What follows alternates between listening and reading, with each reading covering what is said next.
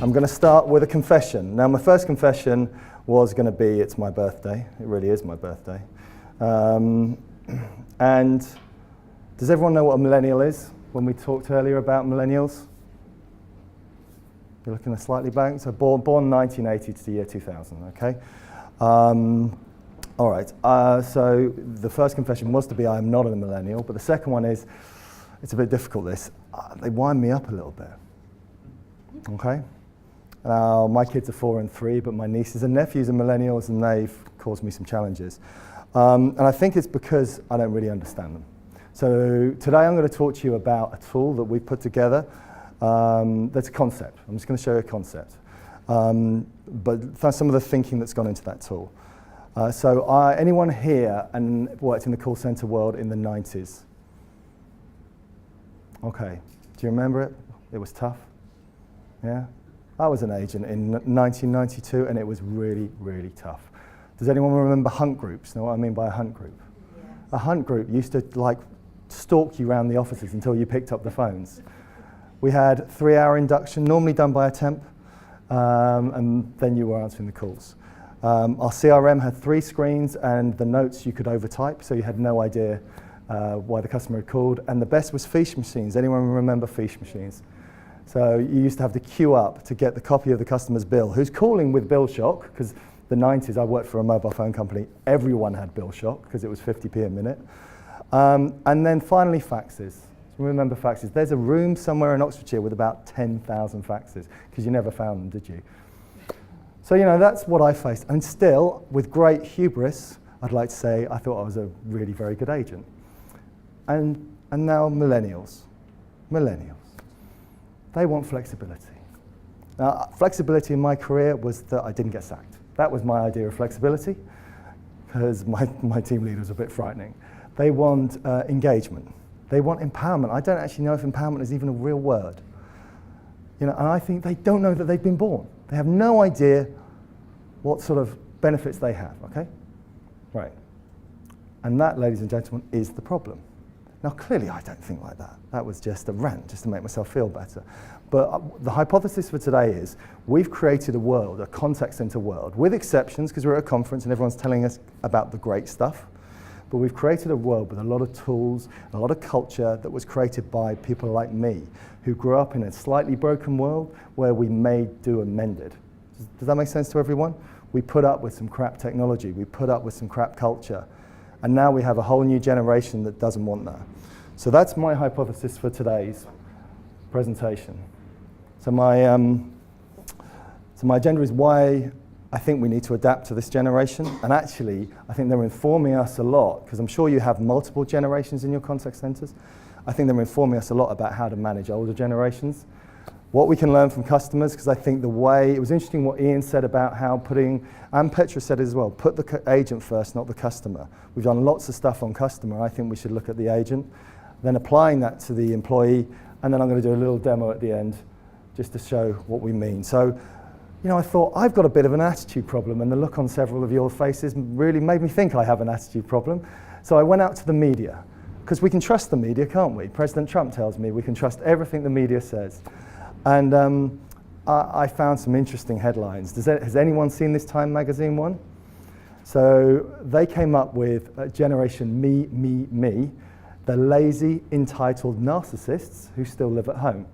Now you'll see underneath a little, you might say, and why they'll save the world. Now that didn't stick. The first bit was what stick, I think, and there was a lot of, when NICE first got into talking about millennials, marketing wrote me a deck with speaker notes. I made the mistake of using them to a room full of millennials. I never did that again. It was a disaster. On the left-hand side, I won't tell you about my politics, but on the left-hand side you might recognize, they're sort of liberal, centre-ground media outlets, very, very sympathetic. You know, they're talking about this generation that's been let down. On the right-hand side, the more right-wing media. And you can see kind of sneering, patronizing, funny at times, but underneath it, it's patronizing. It's saying this generation's a problem. Okay, so I think this is lazy journalism, and if you're on Twitter and you see some of the millennial people who tweet a lot, they feel the same way. So I went to different sources. Does anyone know who this is? This is a frightening man. We should all be very, very scared of this guy. Ed, by the way, can we get the remote mouse in as well? This guy is very scary. He's called Steve Bannon, and he is the guy behind Trump. He is the chief strategist in the White House. Now, I read a book because I was looking for insight on why millennials have this bad rep in the media. And there's a book called The Fourth Turning, and it's a really interesting book that talks about these demographics, because we're a millennial and a Generation X, it's all demographics.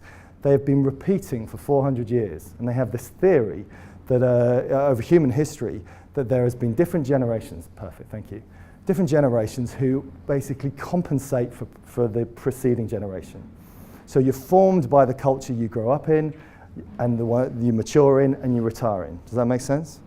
And this book believes that there is a cataclysm caused by a generation. So one generation causes a cataclysm, and then the next preceding generations have to fight a war to end it.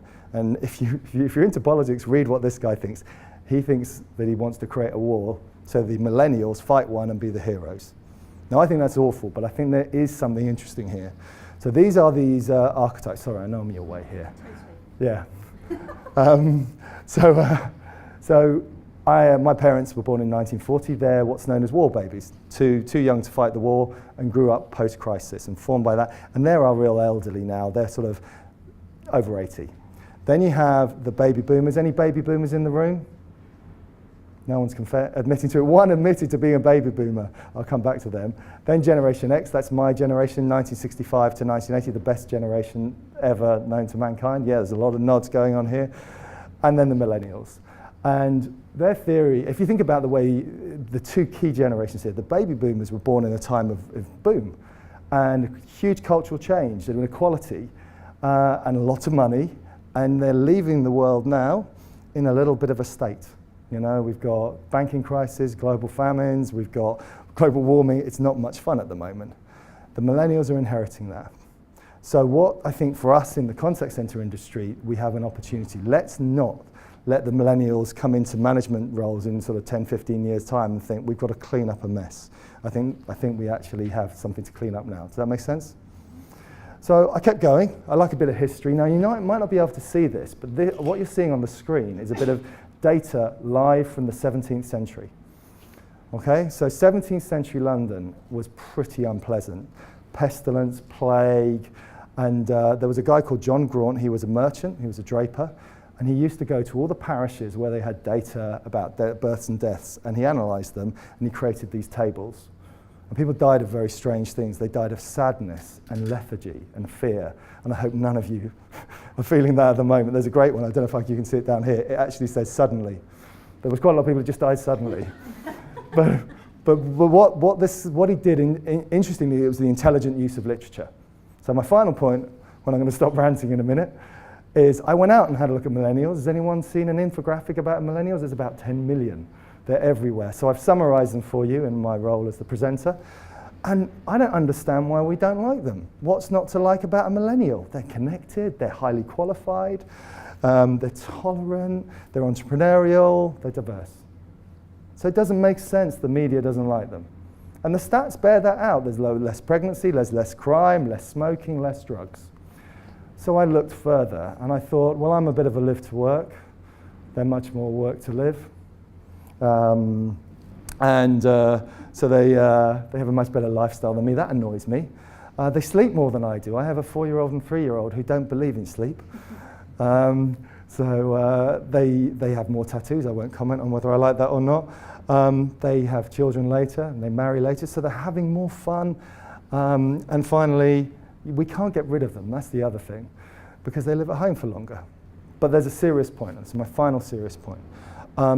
This data is hard to see from where you are, but it's from the Office of National Statistics, so it's not, this is proper data. And the top one here shows over the generations how many people are, the percentage of your income spent on rent and on home owning.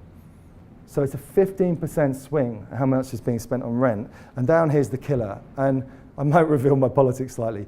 This red line are millennials, right? And this blue line is retired people. And you can see here that actually the millennials are earning more. So one tabloid put as their headline on their front page, millennials earn more than people did in the 80s. And it was that really negative headline. But the truth of the matter is this gap. Okay, can you see the gap here? The gap is that retired people now earn more than 20-somethings do. And the killer stat is a third of people in the 90s of millennials owned a home, and now 13%. So I actually think some of the problem, it's just Ed's theory, is we're kind of embarrassed. We're kind of embarrassed as a generation inheriting this. So I think data holds the answer to this generation. And now I'm going to move into what it means in the term of tools to improve them. I'm going to stop ranting and relax. So everyone knows who Gartner is, I guess. Yeah, they're an analyst agency, so they do reports on different industries. And one of the reports they have been done for many years is workforce optimization, which means forecasting and scheduling, quality evaluations, all that good stuff. Ian was talking about things like performance management. It's all the software being sold in that industry. And they've just rebranded it because to something called workforce engagement management, WEM. And the reason they've done that is a shift. Now, who was an agent here? Anyone an agent in ever taken a call in a contact center? Brilliant. So I was a telco agent. Changes of addresses were brilliant because we had terrible occupancy rates. We barely took a breath. So a change of address was a relaxing minute for me. Whereas now they've all been put into self-service. And what Gartner is saying is you can't recruit on the lowest cost agent anymore, because actually agents are going to be dealing with these complex and sensitive issues because everything else is being done in self-service or with robotics. So people are going to have to shift their emphasis on recruiting and keeping the right sort of people. And if you juxtapose that to the fact this is a generation who moves on a lot more, there is more attrition, there's been a change. So Gartner, not just me ranting, Gartner is saying we need to adapt to this generation. Okay, so then we look for customers. What can we learn from customers? Now, we know that we all want personalization, and that's been driven by the innovation using data that Netflix and Amazon. So 80% of us want personalization, and the reason we've been able to do this is data, is all the information we know about customers. So we know our demographics, you know, we're going to know our name and our address and our date of birth, and I'm sure lots of your organizations categorize your customers into different demographics. We know a lot about our journeys, things like my browsing, my click-throughs, the calls, the texts, the chats, the emails, the surveys. We know about our sentiment on social media, and we know our geolocation. It's kind of very scary. I moved house recently for 3 months, and I normally commute from Oxfordshire into Marylebone, Bakerloo line. Lovely commutes. And then I went from South Oxfordshire, where I went into Paddington. Bakerloo line wasn't running from Paddington. And then for one night, I went home. And my location services were sold by Google to Chiltern Railways to say, this guy normally, you know, this is a commuter who's changed location. Chiltern Railways paid for an advert on Facebook and told me if I went from Oxford Parkway, I'd get to work 15 minutes earlier. Now, because I'm a bit weird, I thought that was brilliant. That's the extreme of personalization or stalking. So my theory here is if we know that customers want personalization and great motivated agents create great customer service, then why don't we personalize to agents, okay? Because we know a lot about them as well. We've got lots of data. We've got compliance data. Everyone do some sort of compliance with their agent. There's normally, maybe using technology, but normally people are doing the compliance. We have speech and text analytics, so we can look at everything that is being said or clicked. We have metrics coming out of our ears, often quite fragmented in my experience, but sometimes all in one place.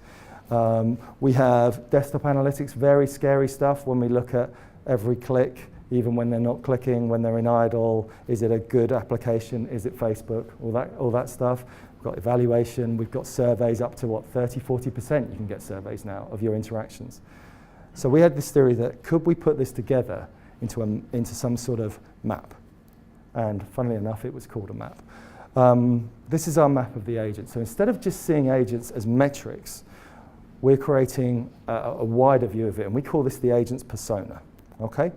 And I'm going to show you this, what this looks like. And as I said, this is a concept we're sharing our thoughts with the industry at the moment. So metrics are what you'd expect.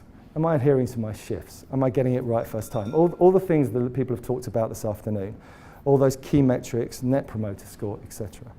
Now, attributes are different. They are more qualitative, and you need to get them from, think about the data sources you have about attributes. So your quality evaluations will be measuring maybe interpersonal things like warmth and friendliness and rapport and professionalism. So those are all attributes, and you can get them from other tools. So speech analytics, you can see if I'm patient or impatient, if I have good knowledge, if I'm compliant. From surveys, you can see if I give a good NPS score and the reason for it. So does that make sense? That's attributes. And then preferences are the scary stuff. So if you've been a team manager, anyone here been a team manager? So you know your team, it's in your head. You know, I had Steve White in my team. Steve, I would never put on a morning shift because I knew he stayed up late. Beer may have been involved and other things, I was convinced. But he was a great seller in the evening, but I wouldn't have dreamt to put him in the morning because he was just bad news in the morning. But these things are locked up, and what we're trying to do is find a place where we can actually build preferences into a performance management technique across all agents. Including in that is, what do I prefer for my coaching? Some agents love doing it on their app. Some people want a one-to-one. Some people want computer-based learning. Does that make sense? So it's a different view of what the agent wants, and then we apply it to the processes that agents use. So let me give you an example. Sheep dip coaching, I've consulted for 15 years. I see it a lot of places where everyone gets the same coaching every month. It's meant to be bespoke, but often it's very similar. And what we can use this data for to say, okay, this agent has a great customer satisfaction score, but really bad right first time. Let's push coaching about right first time. Whereas the other agent could be the reverse. So it uses the analytics, all that data that we know about the agent, to create adapted coaching. Around assessments, I've got a client who does something called a selfie program. It's an early version of this.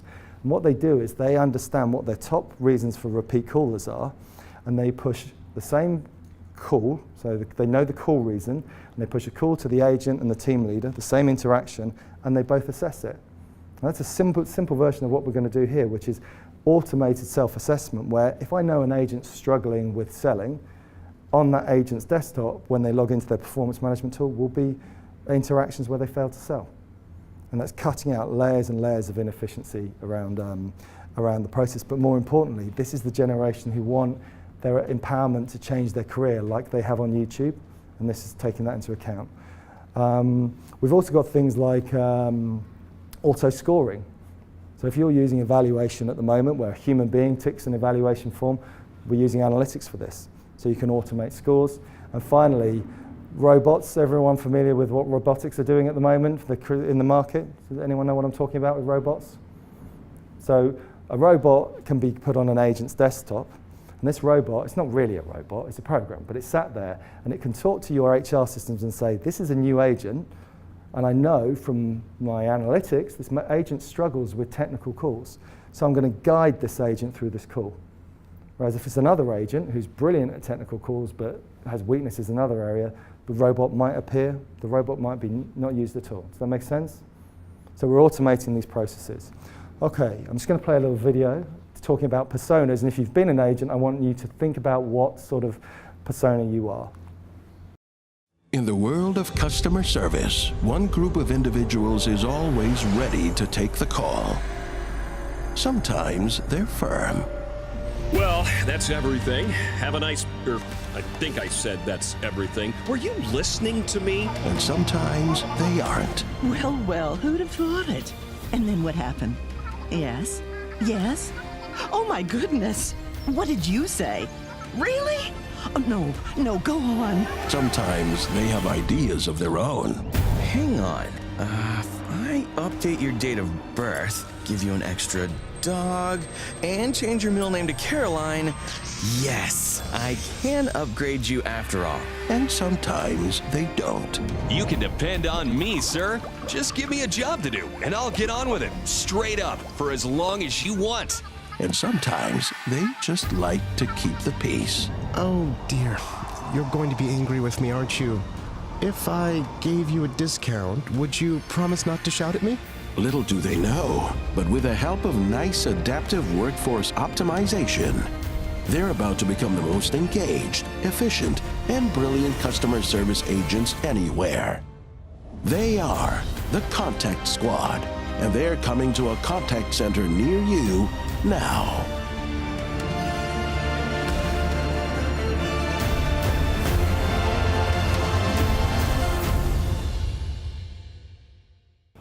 Anyone recognize themselves in those? I mean, it's made by Americans, so in the contact center I worked in, they're missing the psychopath. And several other characteristics. But okay, right. I'm going to show the demo. I think the lights are up, so if you might want to bring the lights down. Does everyone see the screen all right? Okay, this is our concept that we put together, and we start over here with this lovely sort of color burst, and this is the map in action. So this agent her name's Diana. And what I'm able to see, this is what she sees. This is like her performance management portal. What she's seeing here is a visualization of the attributes, the preferences, and the metrics. So if I just put my cursor over this, I'm not sure we can read it from the back, but what you've got here is telling me where my strengths and my weaknesses are very quickly and very visually. And you can see I've got some good ones. I'm knowledgeable, I adapt to change, but I'm not patient. Now this data is being populated by what you all know today about your employees, coming from your quality scores, or if you have other software tools like analytics, speech and text and desktop, this is where it's coming from if you do surveys. What we're doing is we're pulling it in to form this persona, okay? So I know that I've got, my agent here has got some issues that we want to take action on from. It uses gamification. So gamification, if you haven't heard of it, uses game mechanics to motivate agents. And here I've got, I've got a status, I've got a goal, and it's seeing how well I'm doing with points towards that. And as I show you through the demo, you can see how points are used. The other thing it's doing, and this links to something Ian talked about, career and developing people. We're also putting people's career into this application, because we know that the latest generation wants to be able to develop themselves, and they will move if they can't. So Diana's got a goal to be a senior support specialist, and we're actually using the same principles of gamification, badges and quests. I mean, it sounds cute, but it works for her to build the skills to actually go to the next level. We often get asked, what do you do when they get to the next level? And that is a problem if you haven't got enough jobs to go around. But Ian gave a great example. When you put efficiencies into your organization, you create opportunities for new jobs, new contracts. Up here, very simple thing. This is called My Performance. These are the metrics that we've seen down here. This is that single view of all my metrics in one place. I can't underestimate how important that can be, just to get them all in one place. I've got a task list. This is the day-to-day things I need to do to keep up to speed. And then over here, I talked earlier about self-assessment. These are my interactions.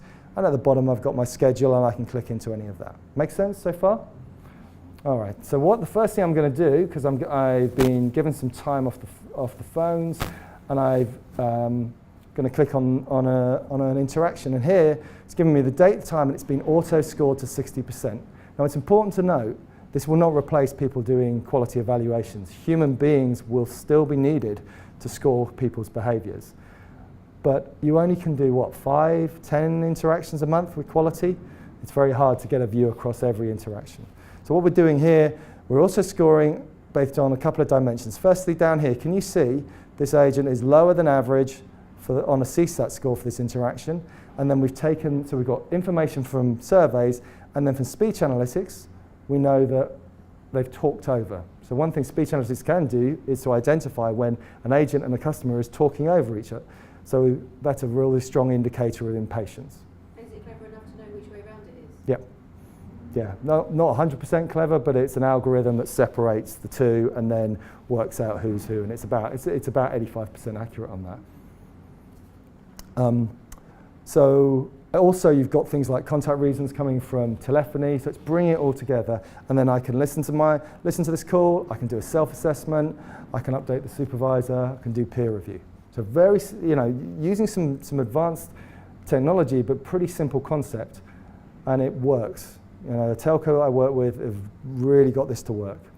Over here I've got my task list. Now my top task, you see it's high, is if I click on it, it will say you failed compliance. Now compliance can be done through speech analytics. So that can search for when you do say something or you don't say something when you should. Desktop analytics, if you should, when people click on a screen, say, I've just said that, we can check, did they really say it? Or you could just take it from your compliance team marking calls. And then I've got a coach, but it pushes a coaching package automatically. Also, you remember this agent came through very well in the attributes on flexibility. This is gamification in action. I've won a prize for taking shifts. So this is an agent taking the unpopular shifts, you know, the Friday night shifts, and they've won the ability to schedule a shift. So I'm going to click on that. Now, one other thing agents want is flexibility, okay? Now, have you any planners, workforce management, forecasting and scheduling in the room? Because they get quite upset at this point. No, good. So what we've got is a shift selection tool. Quite a lot of organizations are doing this where agents can select their own shifts according to policies. And it's really, the case study I'll show you later uses this tool. And these purple ones are available to me, and you can see they're not recommended. That's because analytics is powering this shift selection. Instead of just being open shifts, this is saying, I don't recommend this one because your adherence is bad, you turn up late, your compliance is bad. So it's going to cost you points in your gamification to do that. You can still take it, but you're disincentivized. Compared to this shift is recommended because it actually reflects your preferences well. You like the team leader, you like the call mix. So then you're going to go and select that. Okay, let's go back to my development. So the final piece of this puzzle is we've seen this agent was struggling with patience. They want to get on in their career, and think of this generation who want to do things themselves, okay? So here you've got the badges I've won and some of these other sort of training tasks I can take, and I have one auto-selected for me on soft skills. And when I select that, I'm pushed 3 interactions. Now, does everyone know what I mean by buddying? When you do buddying in the contact center, you put them with an experienced agent. It's brilliant, but when service levels are bad, it's quite a hard thing to do. This is automating that, so it's pushing interactions from other agents who have good patience to this agent to review, and depending on the unionized nature of your organization, but home review is an option they can take, and you can see you get extra points if you do it at home. It's not just for the organization. The employee will love that. The ability, if they like doing stuff in their own time on an app, that suits them. So this is the concept we've put together. We launch it in June, and we're really excited because we think it's something different. Okay, let's close it off. This is an interesting slide, famous last words, about relative performance. Now, I've been a consultant in this industry years, and I've often seen people who are focused on average handle time targets and to the detriment of performance, where they say to agents, you have to hit that target, and behaviors are not optimized. And here's an example. Simple scenario here. I've got a range of 18 minutes for average handle time and a goal of 4 minutes, and I've got an agent at 9 minutes 46. And you're going to think, I've got a problem with this agent. And the problem being is you haven't got the right data about this agent's performance. Ian talked about adaptive goals, and this is one of these. Now, if you have the data all together, if you're from your telephony, you know your call type, that could come from your CTI, from your call recording. You know there's very different handle time for different call types. Technical calls are 6 minutes 33, and this was a technical call. I'm still way over. Contact reason, now that's a hard thing to do accurately, but very different for this agent. Router configuration, 9 minutes 54, she's slightly below, looks better. Customer sentiment, so there's another analytics tool that you can use to identify the sentiment. For a dissatisfied customer, it's much longer, but this is a neutral customer. So she might be a bit higher than she should be. Tenure, she's only been there 6 months, so actually for her tenure, she's lower. And finally, skill, well, it's a primary skill, so the goal should be 10 minutes 22, and she's at 9 minutes 46. So if you could surface this for a team leader or a supervisor to say the goal is The performance is 946, and actually the goal should be 1022. Can you imagine how different the coaching conversation would be? Okay, second thought. Has anyone watched TED Talk by Dan Pink about motivation? It's a brilliant TED Talk. I really recommend it. And it's a very simple conclusion. He says there's been 40 years of science studying motivation. And there's intrinsic motivation, the enjoyable motivation, that when there's something we love doing, and the extrinsic motivation that anyone of my generation is used to, the stick. Not much carrot, lots of stick. You're being told to do something. And in every single study they've done on motivation, intrinsic motivation beats extrinsic. And interesting, he talks about a map, he talks about mastery, autonomy, and purpose.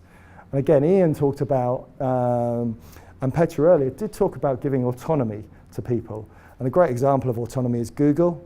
Have you heard of the Google 80-20 rule? It's fascinating. 20% of the time they do what they want, and 50% of their products are designed in that time. So, whether it's an urban myth, I don't know, but I'm sure it isn't.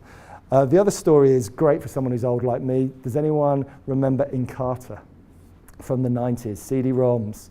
Now, obviously, we had for years, Encyclopedia Britannica, these huge books of knowledge.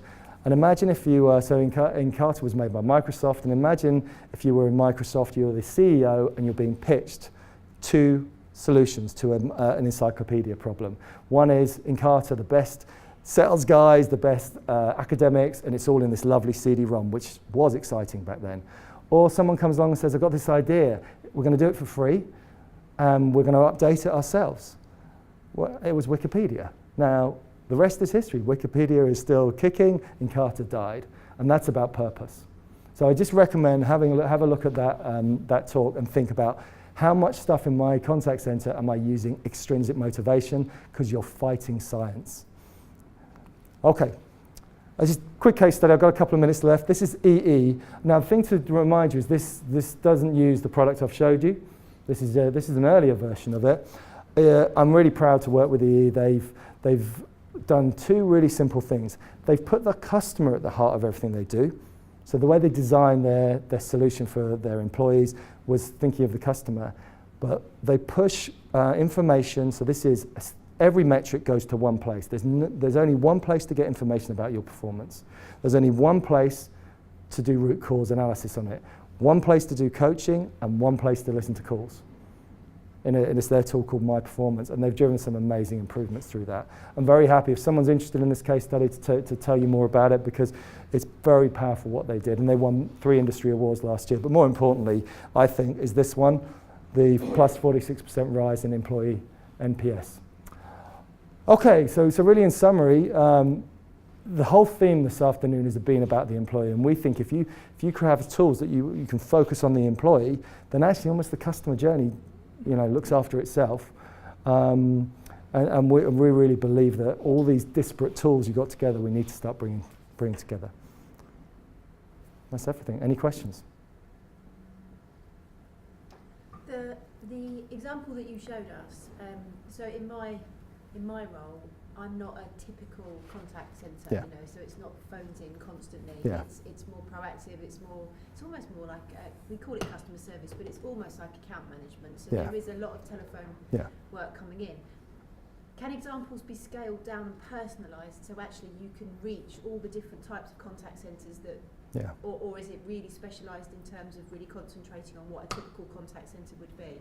Yes and no. So typically the automation helps the big guys, doesn't it? Because they're especially, but if you have things like home workers, then it starting to get interesting, because it's very hard to do it with homework, to do the sort of personalisation with home working.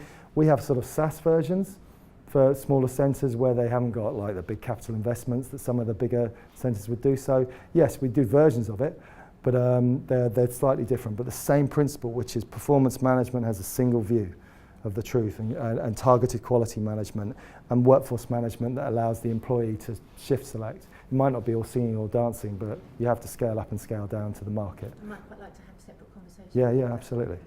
Yeah. Any other questions?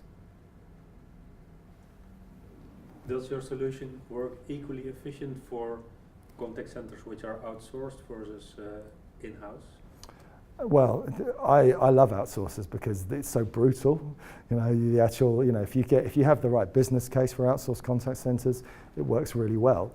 EE, we're predominantly using outsourced contact centers in that model with those statistics. So the answer is yes. The challenge with outsourcers is if they're paying for it, because their margins are so slim, they tend to do a lot of internal development themselves. But we do a lot of work with Webhelp, for example, in your market. So yeah, it does do as long as the business case is solid for any investment. The best thing about outsourcers is they have a lot of data about their employees. The worst thing is they don't own the customer. So it's whether you have access to all the data. But happy to talk about that in more detail. In our case, we work with different outsourcers in different parts of the world, which sometimes makes it a bit more complicated to bring one solution forward. I think this sort of solution takes data from it's built to take data from anywhere, because the idea is it's a single view of all the data. So that's not a problem to take the data from different places. It's just the complexity of, is the data available across different markets? Do you have to have a spoke and hub model? But yeah, we're working globally, so we can anticipate that. Thanks. Cool. Any other questions? Wonderful. Thank you. Thank you.